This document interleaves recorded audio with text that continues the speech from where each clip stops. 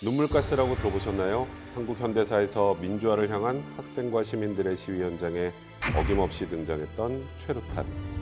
불법 시위 해산이 목적이었지만 때로는 국민의 생명을 위협하고 앗아가기도 했습니다. 참 아가 최 이러면서 막 말도 안 하고 막 10cm인가 뭐 20cm 이래만 쪼개졌다 하는 왼쪽 눈에 바로 맞았지. 왼쪽 눈으로. 어머. 그러니까 실명이 돼버죠. 과거 80년대 최루탄에 의한 피해로 고통받았던 이들의 목소리가 하나둘 세상 밖으로 알려지고 있습니다. 상처를 안고 수십 년째 말하지 못하고 살아온 그들의 목소리를 영상기록 진실 그리고 화해에서 오늘 만나봅니다. 안녕하세요. 오늘 이야기를 전할 백성문입니다. 진실과 화해를 위한 여정에 함께해줄 젊은 두 분 모셨습니다. 안녕하세요. 네, 안녕하세요. 자기소개 좀 해주세요. 안녕하세요. 올해 23살 학생 최문영입니다. 네, 안녕하세요. 저는 NGO 단체에서 모금 및 음악 활동을 하고 있는 전학원이라고 합니다. 반갑습니다. 제가 오늘 하려는 이것은요, 여러분들이 알기가 좀 어려워요. 왜냐하면 당연히 맡아본 적은 없고 뭐 영화나 드라마 같은 데서 볼 수 있었을지도 모르겠는데 바로 눈물가스라고 불렸던 최루탄입니다. 최루탄 들어본 적 있어요? 저도 영화에서 1987 영화에서 네. 봤었습니다. 이제 오늘 여러 가지 최루탄으로 인한 피해를 본 분들에 관련된 얘기를 할 건데, 최루탄 피해자를 만나기 전에 먼저 만나야 할 사람이 있습니다. 지금 보시는 차성원 씨는요, 부산에서 민주화 운동을 했던 사람들이나 그 과정에서 피해를 입은 분들을 한 분 한 분 만나서 16년 동안 구술 작업을 진행하고 있는 연구자신데요. 이분이 오늘 최루탄 피해자 한 분을 만나기 위해 경남 양산으로 향했습니다. 오늘 만날 사람은 바로 이분, 정상인 씨입니다. 그겁니까? 예, 여기 방금 왔어, 방금. 예. 이상하죠? 또 이거 오신다니까. 아, 예. 예. 그 내용을 한번 보지. 예. 정석환의 좌암 부상이 야, 우리 큰아들 63년생이고 37년 고생했습니다. 한쪽 눈 없이. 아이고, 지익도 못 하고. 그렇습니까? 예. 정말 축하드립니다. 이렇게 결정이 이제 내가 났으니. 이거 한다고 이거는 내가 어떤 정권을 나는 정치에 관심이 없으니까 정치에 누가 잘못하고 그런 관계 안 해요. 다만 그 체류탄을 쏘면 직격탄을 쏘서는 안 되거든요. 그렇죠. 그 규정을 어기 가지고 잘못한 걸 내가 지적하는 겁니다. 예. 그래서 당연히 47년 동안 오랫동안 직장도 없이 고생한 말이지 우리 큰 아들을 당연히 국가가 발상을 해줘야 됩니다. 안 그렇습니까? 당연하죠. 너무 축하드리고요. 예. 공교롭게도 정상인 씨를 방문한 그날 아침 진실화해위원회로부터 결정문이 배달돼서 최루탄 이야기가 아주 자연스럽게 시작됐습니다. 정상인 씨는 86년 시위 도중 최루탄에 의해 부상을 입고 왼쪽 눈이 실명된 아들 정석환 씨를 대신해서 신청을 하게 됐는데요. 자, 우리 먼저 정석환 씨 이야기 한번 해볼까요? 이 사건이 일어날 때는 1986년 11월 7일. 당시 동의대학교 2학년이었던 정석환 씨는 그날 부산 금정구 장전동에 위치한 부산대에 갔습니다. 그때는 대학마다 시국 토론회가 한창 열리던 때였습니다. 토론회 직후 학생들이 교문으로 행진을 했고요. 교문 앞에서 경찰들과 싸움이 시작됐습니다. 당시 동의대 동아리 간부였던 정 씨도 이 시위 대열에 합류를 했는데요. 부산대 정문 시계탑 뒤에서 상황을 살피려고 고개를 살짝 내미던 순간 바로 눈앞에서 최루탄이 터졌습니다. 최루탄이 떨어진 위치가 정석환 씨의 오른쪽 발 앞에서 한 발, 그리고 왼쪽 이마께에서 한 발, 모두 두 발이 터졌는데요. 두 번의 아주 큰 수술을 받았지만 결과는 좌안 부상, 여러 가지 복합적인 증세와 함께 당시 왼쪽 눈 교정 시력이 0.1 이하로 떨어질 정도로 시력을 잃고 말았습니다. 엄청 고생하셨네요. 뭐 고생 말도 못하죠. 눈이 한쪽이 없는데 그렇게 말입니다. 아버지는 부모로서는 말도 못하는 거지. 예. 지금 보는 사진이요, 수술 후의 정석환 씨의 모습입니다. 대학교 2학년 23살, 정말 젊은 나이에 눈을 잃은 거예요. 우리의 시각이라는 건 저희 삶의 진짜 90%를 차지하는 거고, 이게 하루아침에 없어질 수도 있다고 생각하면 그 공포감을 이루 말할 수가 없는 겁니다. 정석환 씨를 직격한 최루탄은 일명 깡통 최루탄이라고 하고요. 정식 이름은 SY-43입니다. 이게 1980년대 이후에 시위 현장에서 경찰이 가장 많이 사용하던 발사식 최루탄인데요. 이제 최루탄은 총이랑 달라서 위로 쏩니다. 그러니까 대략 30도 정도 경사를 놓고 쏴야 돼요. 심하게 다치지 않게 만들기 위해서 해산 목적으로만 쏜 거예요. 근데 시위대가 확 몰려오면 당연히 30도를 겨냥해 쏴야 되는데 그냥 정면으로 달려온 사람을 향해서 쏘는 경우가 있었기 때문에 이런 일들이 발생을 한 겁니다. 만약에 요즘에 그런 피해를 당했어요. 어떡하실 것 같아요? 그러면 정말 어. 일단 살려야겠다는 생각으로 병원에 일단은 계속 갈 것 같아요. 저 같은 경우는 유튜브나 아니면 뭐 신문사를 통해서 미리 알릴 것 같아요. 알리는 걸 해야겠다. 일단은 제일 먼저 생각하는 게 나를, 내 가족을 이렇게 만든 사람을 찾아서 처벌해야죠. 내가 국가한테 피해를 입었는데 내 돈으로 치료를 해요? 아니잖아요. 그럼 당연히 이에 대해서 피해를 배상해달라고 소송을 하든 누군가에 요청을 해야 되잖아요. 그래서 당시 이 아버님이었던 정상인 씨가 대통령 비서실에 진정을 합니다. 그래서 대통령 비서실에서 해당 경찰서에 진상규명을 해라 이렇게 지시를 합니다. 그러고 나서 이 경찰서에서 아버님이 보낸 민원에 대해서 회신을 하는데 이 회신 내용은 문영 씨가 한번 읽어보실래요? 청원인의 아들 정모 씨가 데모 진압하는 경찰관의 최루탄의 충격으로 인해 눈 부상을 당했다고 인정되나 어느 직원이 쏜 최루탄에 의한 것인지 알 수 없고 청원인이 원하는 보상 문제는 경찰관의 소관이 아니므로 내사 종결코자 합니다. 이 내사 종결이라는 게 뭐냐면 혐의 없으니까 덮습니다 이 뜻이에요. 그러니까 우리도 무슨 제가 피해를 입어서 경찰에 이제 고소를 했는데 아니면 이제 내부에서 무슨 첩보가 들어와서 조사를 했는데 아 이건 사건성이 없네라고 덮는 게 내사 종결입니다. 결국 뭐 조사는 해봤는데 보상은 못 해주겠고 이제 더 이상 조사는 안 합니다라고 회신이 온 겁니다. 왜 이렇게 다 덮어도 넘어갈 수 있었을까? 그때 당시에는 군부 독재 시절이었어요. 당시 대통령은 얼마 전에 사망한 전두환 씨였습니다. 사실 저는 이 아버님 정상인 씨가 대단한 게 그때 당시에 시위하는 건 일단 국가에 반하는 행동이었고 이걸 진상을 규명해달라고 대통령 비서실에 보낸 것 자체가 너무 대단하다고 생각이 들 정도의 상황이었으니 거기에 대한 답은 우리가 지금 읽었던 것처럼 불보듯 뻔한 상황이었던 겁니다. 그래 그 당시에 경찰서에서 그런 안 했지. 다 내도 잘 안 돼요. 그 당시에는 또 그런데 왜 갔냐 얘기지. 쉽게 말하면. 그런데 왜 갔느냐 얘기지. 예. 근데 그거 뭐 사람이 시위를 할 수도 있고 근데 그러고 이 시기부터 던진 사람이 경찰관이 누가 던 줄도 모른다 이게. 그게 안 된다는 게요. 또 용기를 내서 진정을 해도 진상규명도 안 되고 피해복도 안 되고 그러면 그 당시에 이제 최루탄으로 피해를 입었던 분들 목소리는 그때는 더 이상 들을 수도 없었겠죠. 우리가 흔히 최루탄이라고 부르는 것의 정식 이름은 최루제입니다. 마셨을 때 눈물을 나게 하고 숨을 쉬지 못하게 해서 주로 시위대를 해산시키는 용도로 사용이 되는데요. 과거 과학과 기술이 발달하지 못했을 때 민중이 저항하면 무슨 최루탄이에요. 총하고 칼을 썼지 옛날에. 근데 시민들의 자유, 뭐 평등 표방하고 집회 결사 자유 필요하다. 이제 이런 목소리들이 많아지면서 아무리 군부 독재 시절이어도 이 자체를 완벽하게 막을 수 없었어요. 못하게 해야겠고 해산은 시켜야겠고 그래서 나온 게 바로 이 최루탄입니다. 시기적으로 이 최루탄이 시위 현장에서 제일 많이 사용됐었을 때 퀴즈 몇 년도일까요? 왜 퀴즈 낸지 아세요? 영화 봤다 그랬어요. 87년도. 맞아요.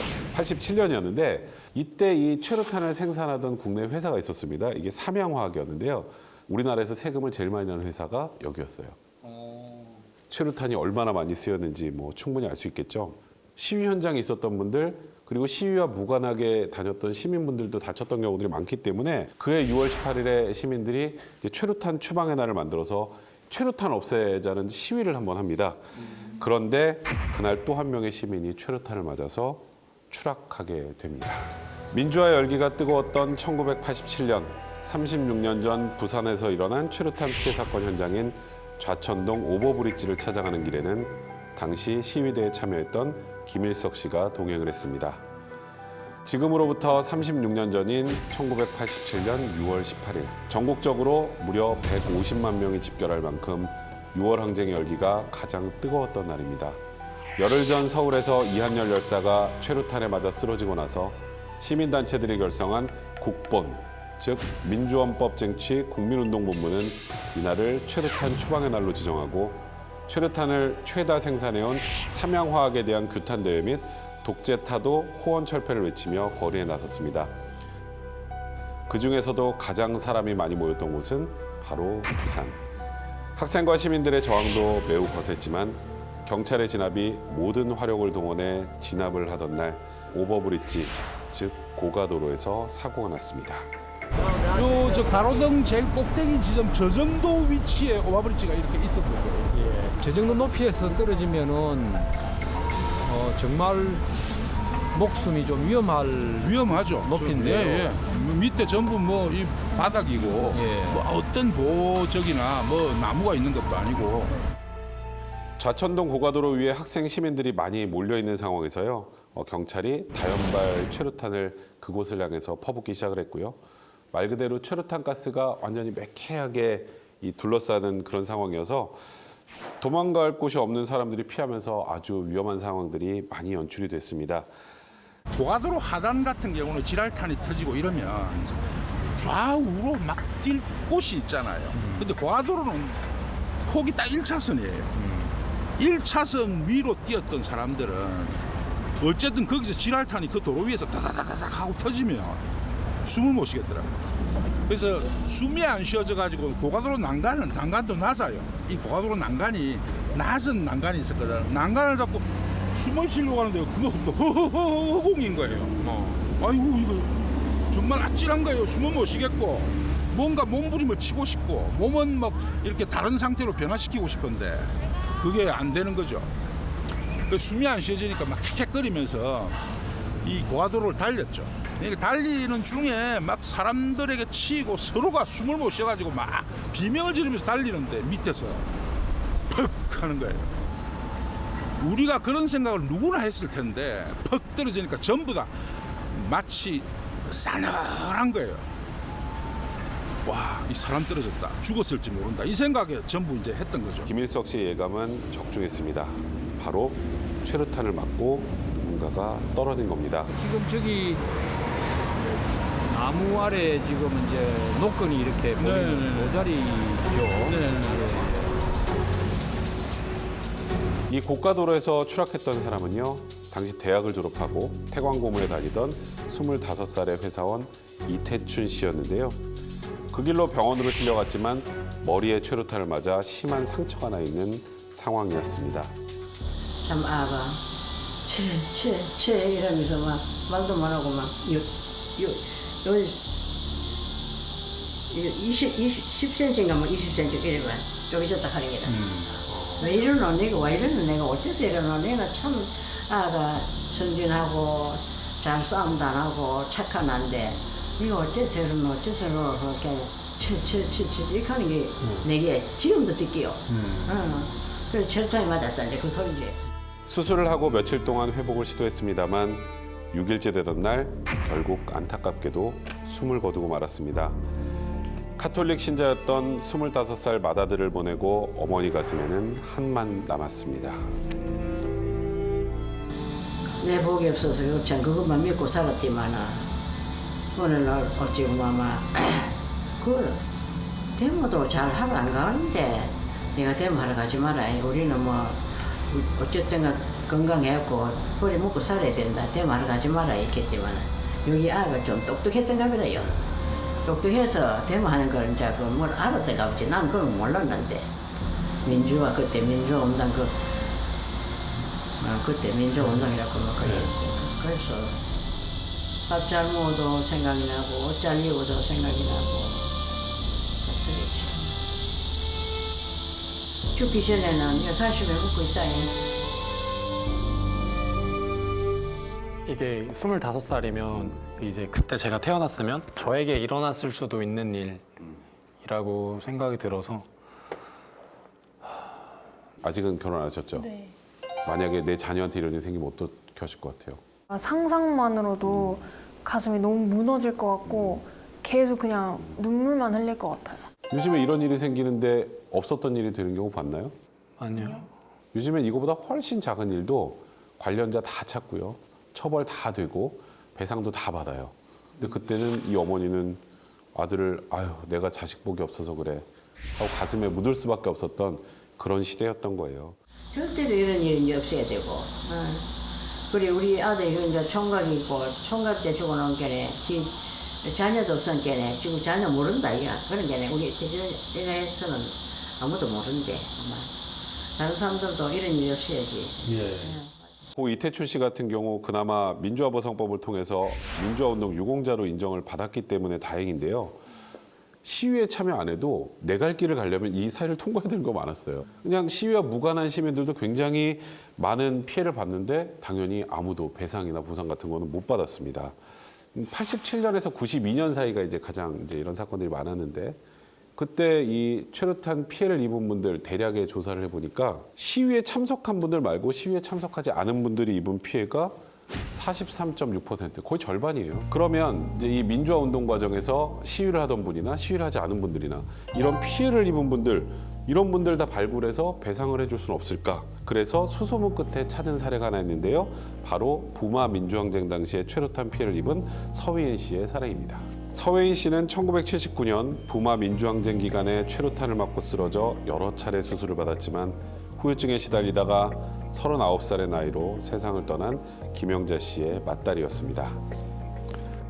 딸내미가 왜 그리 일로 잘하는 게 내 시장 갔다 오면 그 지 동생들 오는 거 애린 거 뗐고 지가 청소 다 해놓고 밥이 먹고 아가 막 너무 연하고 쾌활했고 식당을 하는 엄마를 도와 집안일과 동생을 돌보고 야간에는 상업고등학교 과정을 밟아가던 여고 2학년이었습니다. 이제 이 당시 부산과 마산 상황을 제가 좀 설명을 드릴게요.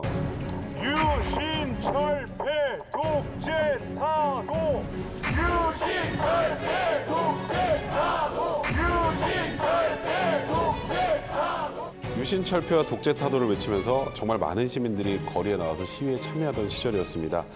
10월 16일부터 20일까지 부산과 마산에서 일어난 시민들의 저항을 부산의 부, 마산의 마를 떼어서 부마 민주항쟁이라고 하는 건데요. 10월 16일 부산대학교에서 시작된 시위가 이 교문을 벗어나 부산 시내로까지 이어졌고요. 유신의 종말을 가져온 역사적 사건으로 기록이 되기도 했습니다. 그러니까 학교 내에서뿐만이 아니라 거리로까지 나오게 되니까 그 당시에는 이 시위에 참여하지 않은 분들도 내 목적지를 가려면 이 시위대를 통과해야 됐어요. 이런 피해를 이분도 입을 수밖에 없었던 겁니다. 당시 시내 진출에 참여했던 김득진 씨, 그때 경찰이 쏜 최루탄을 아주 생생하게 기억하고 있었습니다. 구호를 유신철폐 독재 타도 구호를 외치고 있는데 최루탄이 팍 날아왔습니다. 한 발인지 두 발인지 모르겠는데 날아오니까 그냥 앉아있던 그 어깨를 이렇게 겹고 앉았던 그 학생들이 그냥 순식간에 불을 흩어졌죠. 흩어지고 나서 제로가스가 조금 잠잠해지고 나서 다시 그 자리로 돌아와 보니까 그 가운데 부분에 신고 있던 신발만 너저분하게 흘려 있었거든요. 이 시위는 아까 말씀드렸던 것처럼 대학가에서 시작이 됐는데 결국 시민들까지 다 합세를 했고 이 시위대의 물결은 걷잡을 수 없을 정도로 불어났습니다. 부마 민주항쟁 이틀째였던 10월 17일 밤 9시 40분경 학교 수업을 마치고 집으로 돌아가던 서회인 씨는 육교를 건너다가 안타깝게도 최루탄을 맞아 쓰러졌습니다. 사고가 일어났던 당시 상황 한번 들어보시죠. 저녁 8시 경에 말이죠. 그 서해시 사고가 난 그 근처가 국제시장 근처거든요. 거기에서 시위대가 부산의 동서남북으로 엄청나게 시위가 확산되었어요. 8시경부터. 그러니까 그 지역을 통과해서 간 시위대가 많고 그 지역에서 굉장히 많은 시위가 일어났죠. 그날 장사라고 심하게 하고 이리 잘락하는데 막 아가 안 와서를 이래가 잠은 오지 이래가 누구 잘락하니까 어떤 내 예감이 막 키가 큰 남자가 하나 돌아보이고 딸아가 요면하게 돌아보이더라고. 눈을 퍼뜩 뜨니까니 그 체류탄 내가 났을 냄새가. 눈물이 나서 눈을 못 뜨겠는데 그 딸아가 뒤에 따라오면 엄마요 혜인이가 병원에 심덕하는데 그래가지고 차를 타고 택시를 타고 갔는데 병원에 달려가 보니까 병원 측에서도 이제 뭐 손을 쓰지 못할 상황이었고요. 시트로 얼굴까지 가린 상태로 덮어놨다고 합니다. 얼굴 상태가 너무 처참했다라는 걸 방증을 하는 거고요. 체류탄 중에서도 사과탄이라는 것을 맞았다고 해요. 사과탄이 얼굴 바로 앞에서 터지는 바람에 그 사과탄 파편이 이제 얼굴과 몸에 이렇게 박힌 거고요. 체류가스를 대량으로 뿜어내었기 때문에 그걸 한꺼번에 이제 코와 입으로 이제 흡입을 했던 거죠. 그러니까 호흡 곤란도 왔을 겁니다. 파편이 온몸에 박혔으니까 피투성이가 됐겠죠. 정신을 잃었고요. 뭐 약을 먹어도 약발이 안 받아요. 그러니까 그때는 내가 그것도 하고 또 쌓고 막 그렇게 한다고 또 그게 그리 죽는겨. 없는 돈을 간 그리 하고 어디 좋다 하면 어느 병원에 가고 어느 병원에 약발이 안 받아.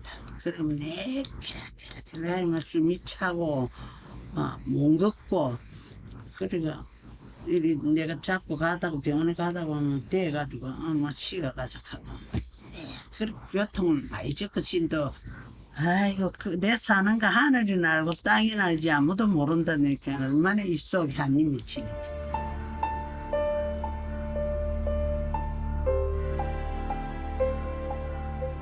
서혜인 씨는 여러 차례 수술을 받았는데요. 당시 최루가스로 폐를 아주 심하게 다쳐서 1년 뒤에 폐결핵 진단을 받게 됐고요. 굉장히 오랫동안 후유증을 겪었습니다. 그리고 결국 안타깝게도 39살의 젊은 나이로 세상을 떠나게 되었습니다. 평범한 여고생이었던 서혜인 씨가 이 부마 민주항쟁 과정에 최루탄에 의한 피해자라고 밝혀지게 됐던 것은 바로 한 권의 책 때문이었습니다.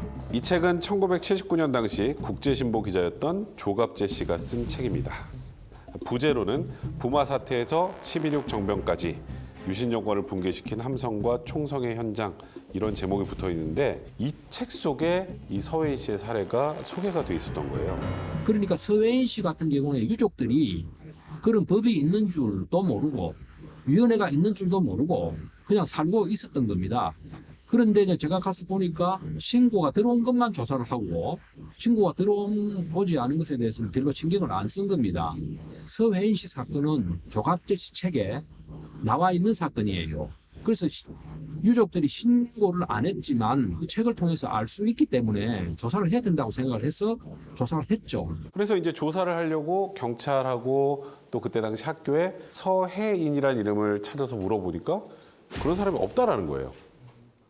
근데 우리가 지금 알고 있는 서혜인 씨는 회자가 만날 회자입니다.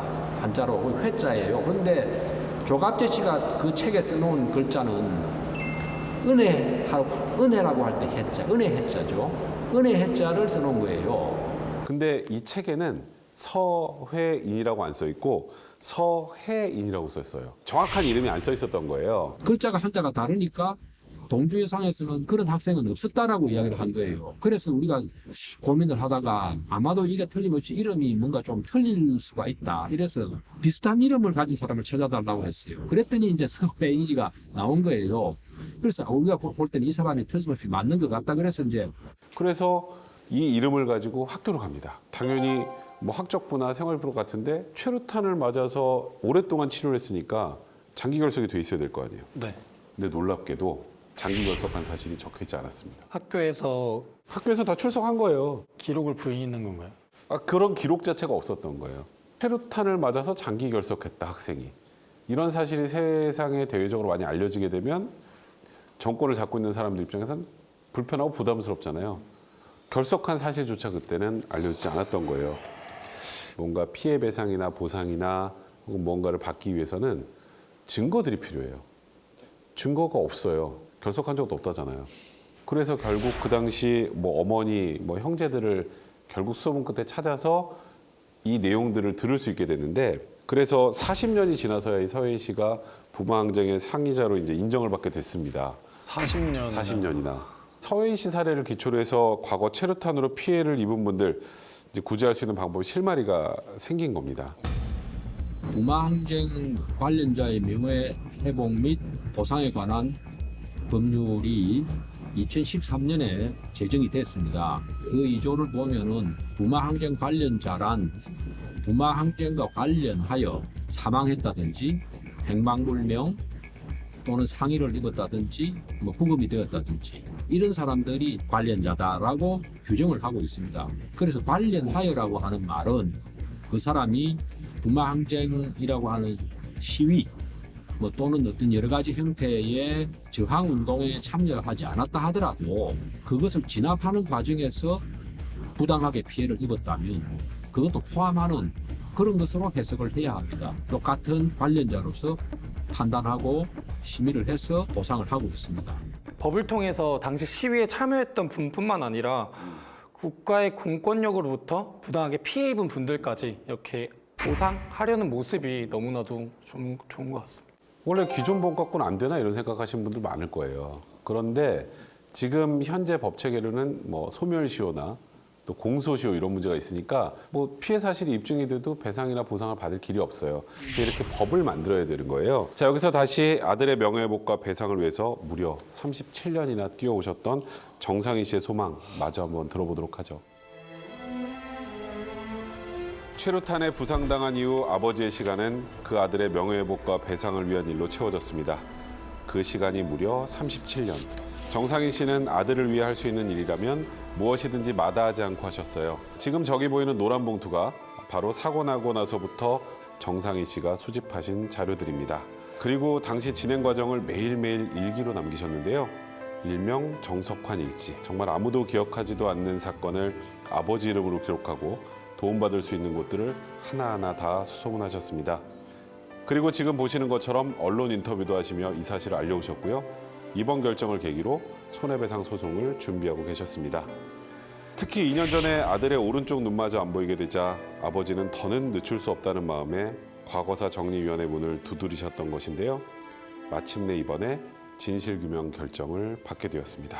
경찰 최루탄에 의해 입은 부상임에도 불구하고 부상 당시에 대한 신속하고 적절한 조치를 취하지 않았던 점, 경찰 내사 결과 최루탄에 의한 부상이 인정된다고 결론 내렸음에도 구체적인 구제 조치를 취하지 않은 점에 대해 정석환과 그 가족에게 사과해야 한다.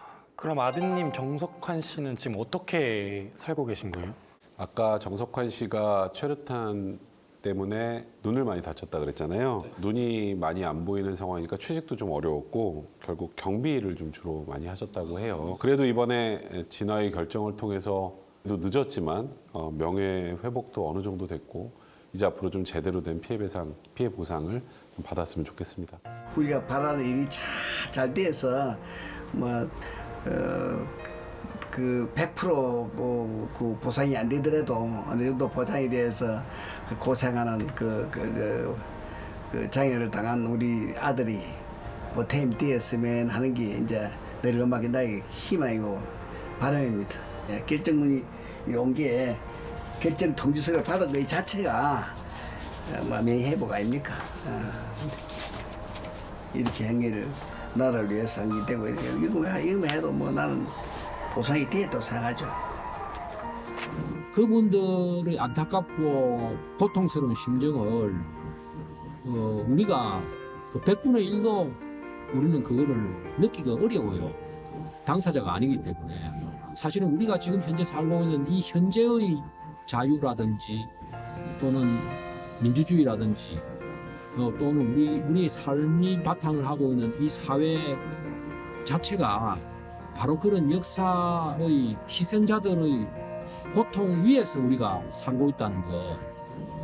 그래서 그 고통을 우리가 쉽게 잊으면 안 된다는 것을 저는 말씀드리고요. 최루탄 냄새는 지금 우리 맡을 수 없어요. 우리가 이렇게 안락하고 평화롭게 또 민주주의 국가하에서 이게 살 수 있게 만들어준 이 많은 분들, 이런 희생을 기억하고 그리고 이런 분들을 찾아서 다시 명예를 회복시켜드리는 그런 시간이 되었으면 좋겠습니다. 이게 어떻게 보면은 그들에게 선물 받은 미래이기 때문에 하루하루 더 값지게 살아야 하는 것 같고 정말 많은 사람들이 좀 더 이롭게 사는 것으로 방향을 잡고 전진했으면 좋겠습니다. 지금 제가 살아오는 것들에 대해 그냥 감사함보다는 그냥 당연하다라는 생각을 많이 했었는데 당연하게 누리는 것들을 누리지 못하는 사람들이나 그런 사람들을 위해 더 힘써야겠다라는 생각을 했었습니다. 자, 오늘 너무 감사드리고요. 정말 수고 많으셨습니다. 고맙습니다. 감사합니다.